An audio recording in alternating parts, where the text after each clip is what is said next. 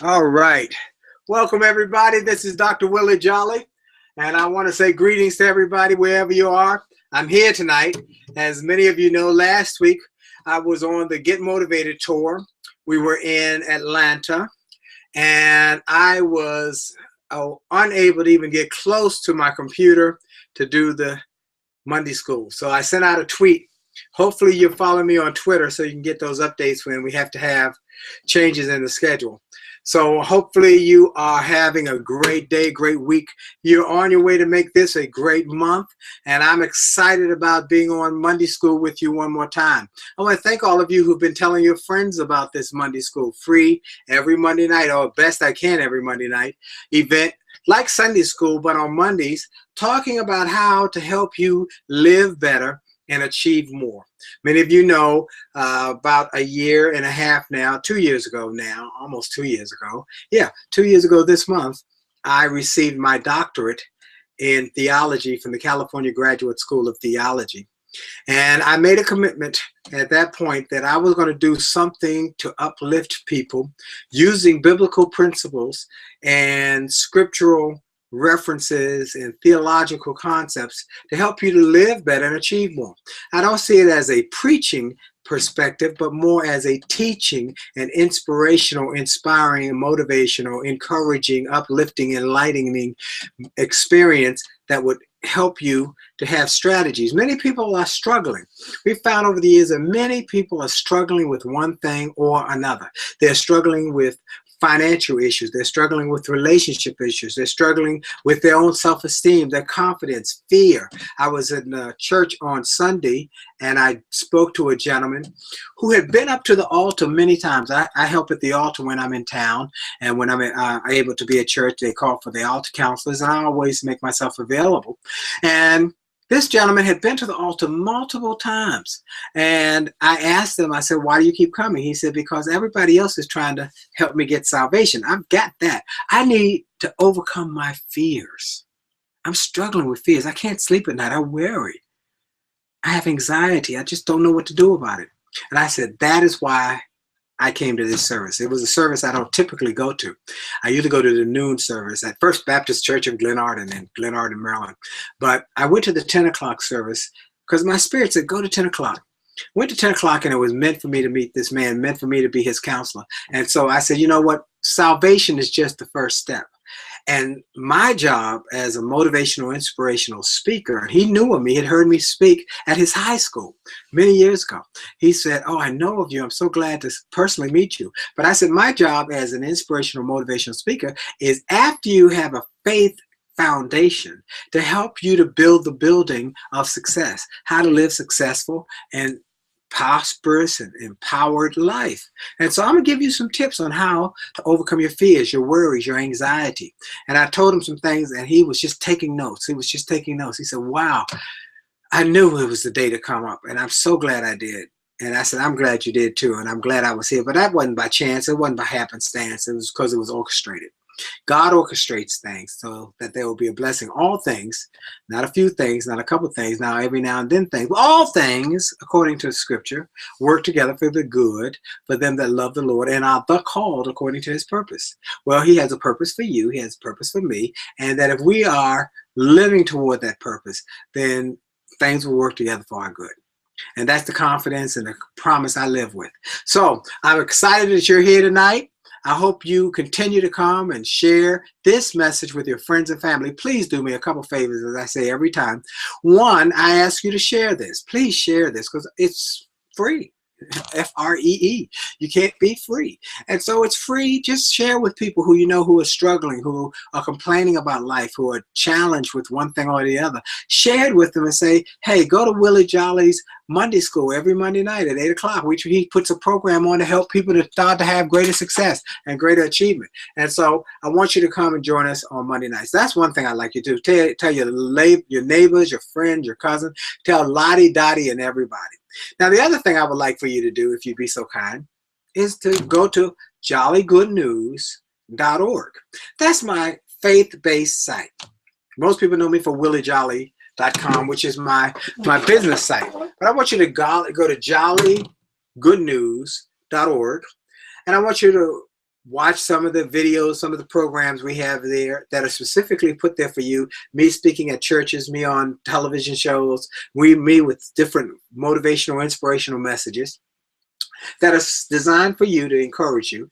That's one thing I'd like you to do. Second, I'd like you to, when you go there, if this is a blessing to you, if this Monday night school is a blessing to you, I would encourage and ask, and I don't want to plead, but I'm not above pleading, that you would make a donation. I need your help, because we want to put my book, Setback as a Setup for a Comeback, into prisons, in the audio version as well as in the book version, so that prisoners can realize that their past does not equal their future, that they can realize that just because they made a mistake doesn't mean that they have to stay in that position, that they can move forward. So we need to encourage them.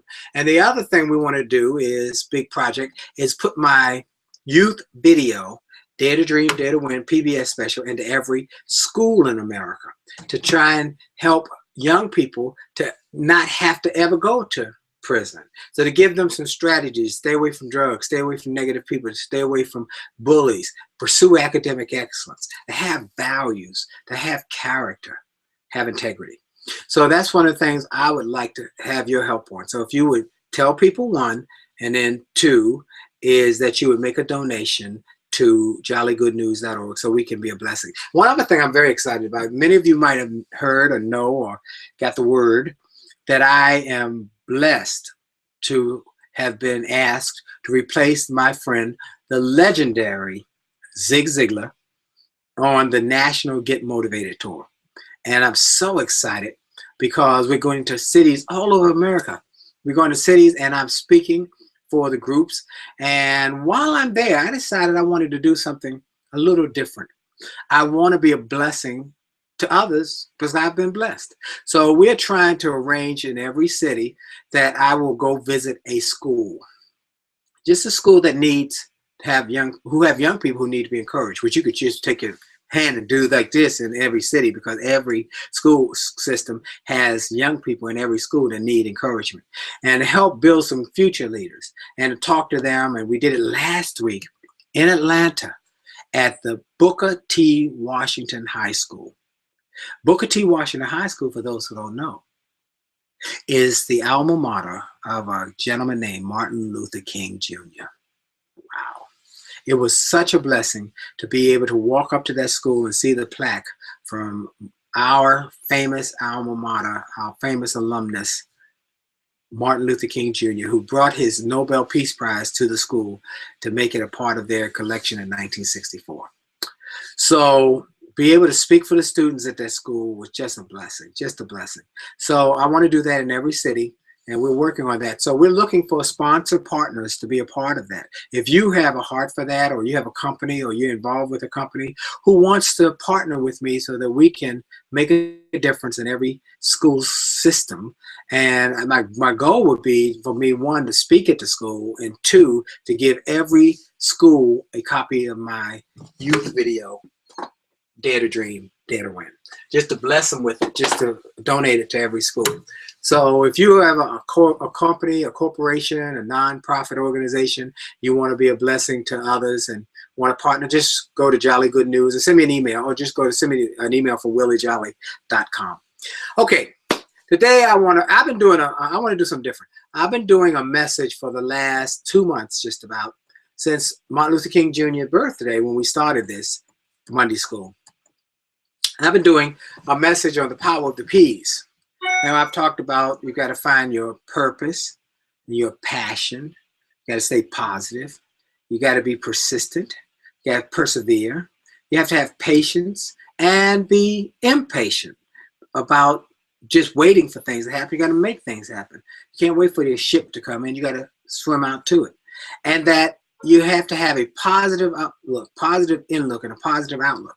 You have to have an expectation for good things to come your way. Now, that said, today I'm going to veer away from the P's. We'll get back to that.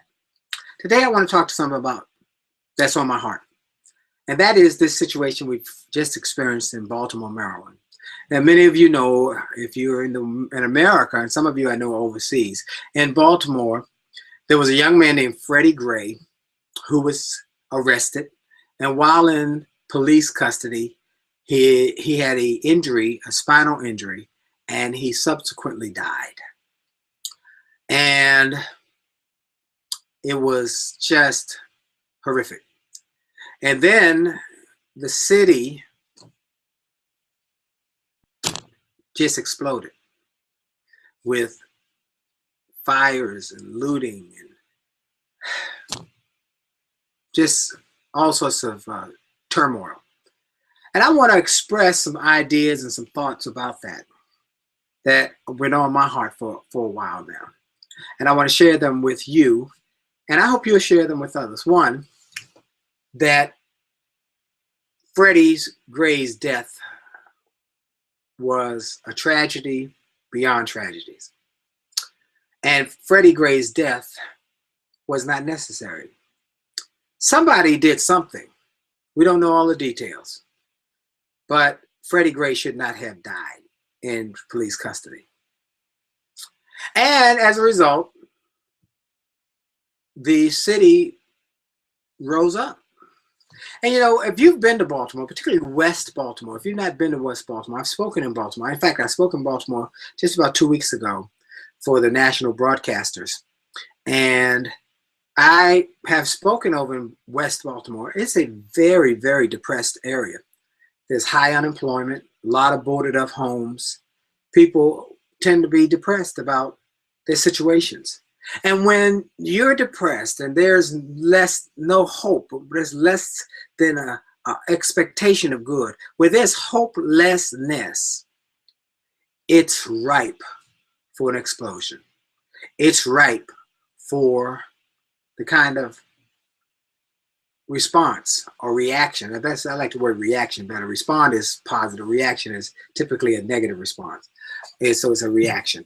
There's a reaction to that hopelessness. When you have no hope, you don't expect good things, then you react. And that's what happened. People reacted, and they set buildings on fire. They threw rocks at the police. They rioted, and they looted. Now, I can understand hopelessness. I can understand anger because Freddie Gray was killed. I can understand protest. We should protest when something is done that's unrighteous, that's not good, that's not positive, that's unfair, that's not unjust. We should protest and say that's not right. That's not right.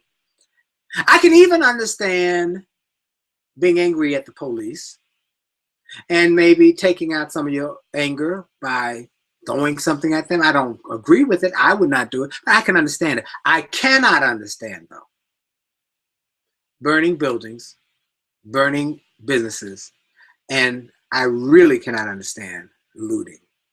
And I want to talk about that because I believe it's important to say that there was a big discussion about the word thug that was brought up by the mayor of Baltimore and the president. And the mayor apologized for using the word thug because it has connotations that are racial.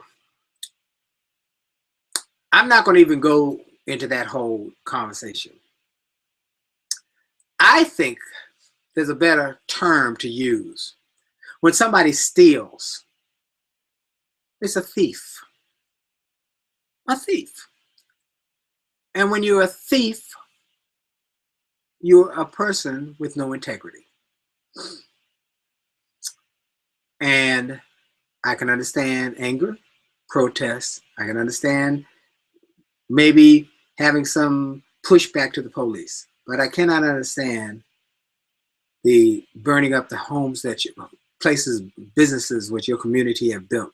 Churches have built senior citizens' homes that were burnt. And I certainly cannot understand looting. That's being a thief. You don't have to call them thugs, but that's a thief. And a thief is a thief is a thief. And let me tell you, I'm somebody who had to learn that. I'm going to tell you a story about my experience with being a thief. When I was 7 or 8 years old, my mom took my brother and I to Keswick, Virginia, which is rural Virginia, out in the country.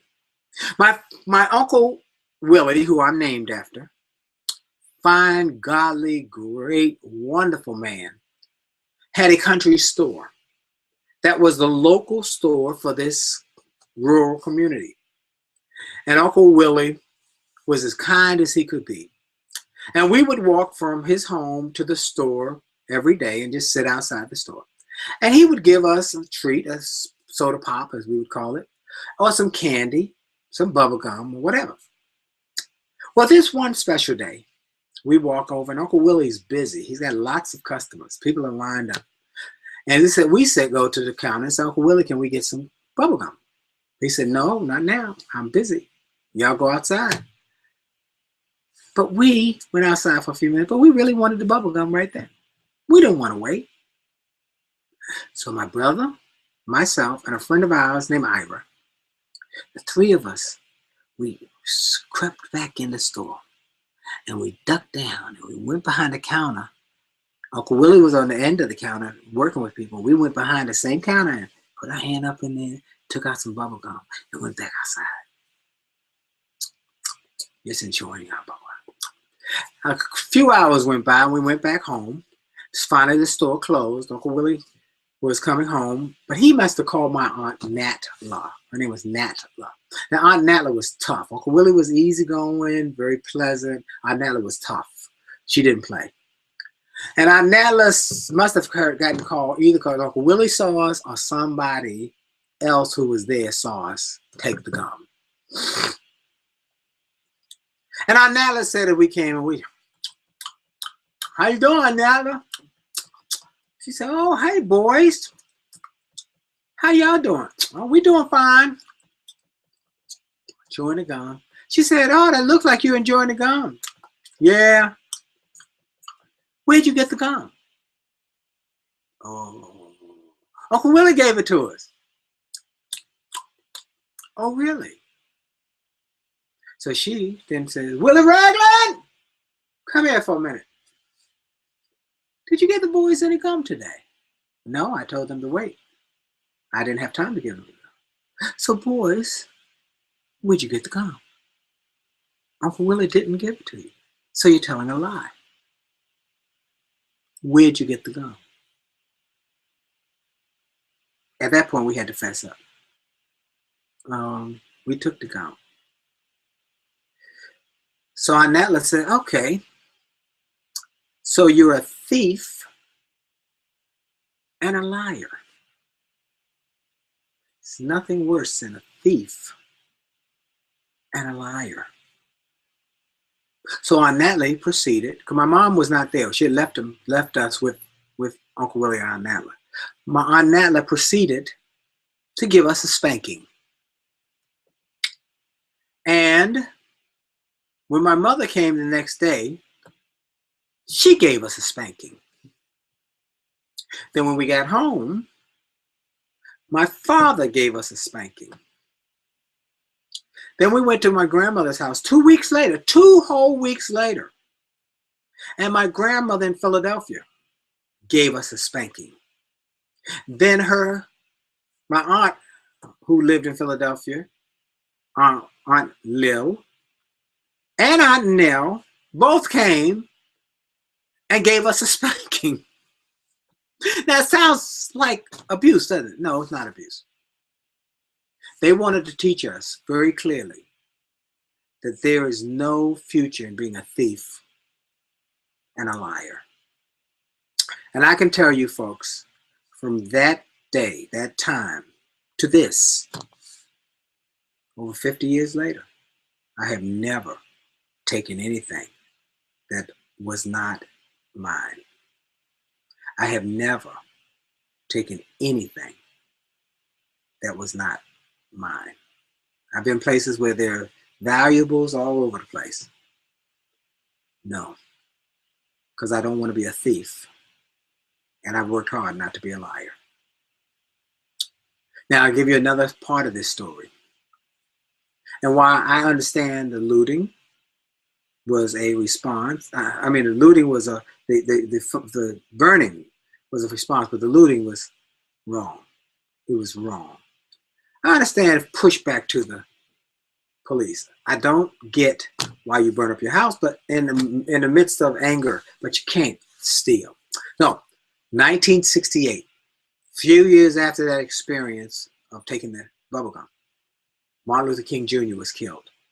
And I was still a young boy. And I remember very clearly, I think I was 12 years old, that Washington went up in flames. And my father, my brother, and I walked. It was about 10 blocks to People's Drug Store and Giant Food Store that were on 14th Street, which was in the heart of the riots. And people were looting the drugstore and the grocery store. And at one point, the people at the grocery store just said, "Don't burn us down, take what you want." So I say, when they came out and said that, "Dad, can't we go over and get something?" He said, "No, you didn't pay for it.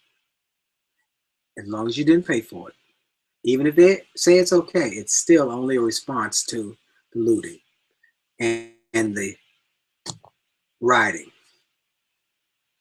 People of integrity won't do that." And we didn't touch a thing. And I learned a lesson about my father and his integrity, that he didn't just teach us that, but he walked his talk. And so I say all that to say to all the people who might be from Baltimore, who might be looking and listening, that there's a biblical principle I want you to be mindful of. In the Bible, there's a story that God told David to go and ransack a city. But he said, "Don't take anything in there." And David did. But then one of the people took some things, a couple of people, in fact. And they started losing all the rest of their battle. They said, "Why?" And found out these people were thieves. And they were losing. They were cursed because of them being thieves. I'm saying to those people who were looting, looting is not people of integrity. It is not people of character. It is not people who are looking for a blessing. Those shoes, those materials are cursed. And so if I were you, and if you were looking, or you get this message, I would do everything I could to fix that situation. Go back to that store, pay for it. But understand that if you're going to be a person of integrity, then you cannot be a thief nor a liar. So I had to get that off my chest because it's been burning in my spirit for so long this week. I felt so badly for the church, the pastor, they have been working for years to build a senior citizens home so they can make a difference in West Baltimore, and to stand there and watch it go up in flames because somebody was angry at the police. I understand anger, but you have to think through the process. It took years for Washington, D.C. to recover from the riots in 1968. Years. I was grown by the time D.C. started to come back. Years. And I hope that Baltimore can come back soon. But in the meantime, those people who looted, you can make a difference today. And if you know anybody who looted, send this message to them. Because you don't want to be the accursed. You want to be blessed. And so I say to everybody, now the last part of this is hope. When you're hopeless, you'll strike out. You'll fight out. You'll curse people out. But when you're hopeful, when you're full of hope, how do you get full of hope? You get full of hope by starting to work on your dreams and goals, starting to have expectations, starting to read and listen to positive things that will encourage you, not all the bad news, the negative, the naysayers, the down and outers, but start to think about the possibilities. If you read my book, Turn Setbacks into Greenbacks, the 7 steps, don't panic, don't willingly participate, don't commiserate, don't let your pride poison your prosperity. Don't stop thinking about the power and the possibilities of tomorrow. Be proactive, be creative, and be prayerful. 7 steps. If you don't have that book, go get a copy because it gives those 7 steps. But don't panic. Don't go nuts because things are going crazy around you. Do not mean you have to go crazy with them. Don't willingly participate nor commiserate. Don't willingly buy into the gloom and doom. Because you live in a depressed area doesn't mean you got to be depressed. Because you're living in a tough area. Many people who are wealthy started in tough areas. They just decided they weren't going to stay there. They were going to work on themselves. They were going to get a work ethic. They were going to go the extra mile. They're going to be excellent. They're going to go to school. Even if it's not the best school, go to the school you can go to and be the best you can in wherever you are. Be ambitious. Work hard. Read more books. Ben Carson, whether you agree with him or not, Ben has been a friend for years because we've done book signings together. He's been on my radio show. Started with a mother who couldn't really even read, but she made him read. And he was able to become one of the best, greatest neurosurgeons in the world because of that willingness to work and read. I'm encouraging people to go to the library, read positive books, listen to motivational programs, go to my website, get some of the Jolly Good News. We got lots of things there to just encourage you, to give you hope, to believe that the best is yet to come. And my book, Setback Set Up for a Comeback, tell the story about the 2 little frogs, 2 groups of frogs. They took 4 frogs, put them in a bucket of water. They kept them there until their air was almost extinguished. And at the last minute, they pulled them out. Then they took those frogs, put them back in that bucket of water, took another set of frogs, put them in a separate bucket of water. They kept them down till the air was almost extinguished, but they kept them there 10 more seconds. The ones who had been through something, who had some expectation that was good, was on a way. They had hope. They held on.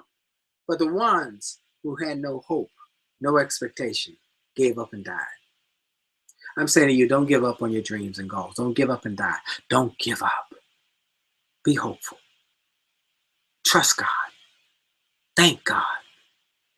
I was walking down the street the other day and a phone rang. And the lady at the gym where I work out who wanted to talk to me about coming to speak.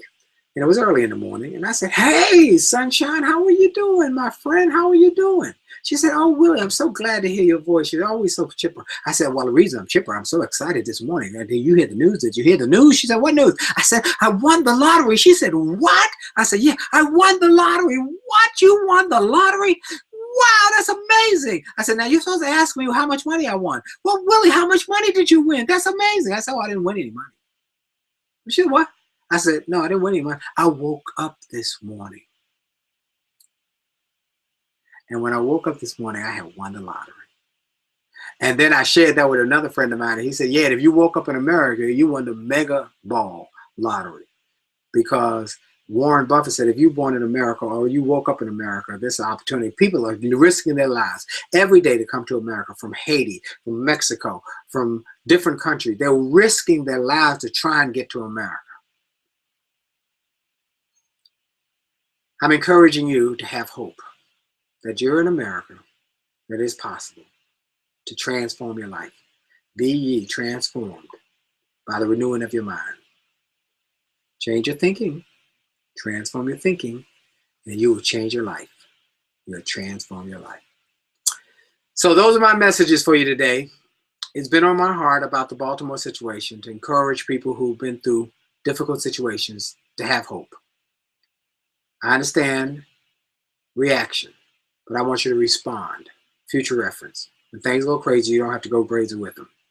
Reaction is negative, respond is positive. You go to the doctor, he gives you some medication, you have a reaction, you already know it's negative. But if you respond to the medication, it's positive. I want you to not react to the things that go off crazy in your life, but respond. Have a positive, uplifting expectation of the future. Fill yourself up with the pure, the powerful, and the positive. If you take a grape and you squeeze it, what's going to come out? Grape juice. You take an orange and squeeze it, what's going to come out? Orange juice. Take a lemon and squeeze it, what's going to come out? Lemon juice. Take a negative person, what's going to squeeze them? And as you squeeze them, what's going to come out of? Negative. That is why you want to fill yourself up with positive. Read Proverbs, one every day. Listen to something positive every day. in the tough moments, give God glory. And say, thank you. I'm still here. I know it's tough, but I'm still here. And I can turn this around. Have a positive expectation that good will come out of your efforts. And you'll start to see hope spring forth all around you. Well, wow, my time is up. Hope you enjoyed tonight's message. It was on my heart. I wanted to share it. And I hope that you will take it with the love that is given. If you're in Baltimore, know that I'm praying for your city, that it'll come back, a setback set up for a comeback. It'll come back bigger and better than ever. And for those who were reacting and you looted, you know what you got to do. Work on your integrity. Make a decision and be blessed rather than cursed. This is Dr. Willie Jolley. Be well. Be blessed. God bless you. Remember, your best is yet to come. Talk to you next week. I'll be in Dallas, Texas, speaking for the Get Motivated seminar. So hope to see you at the Get Motivated seminar. And I hope to be able to get back on next week and do the show. I hope our schedules will work it all out.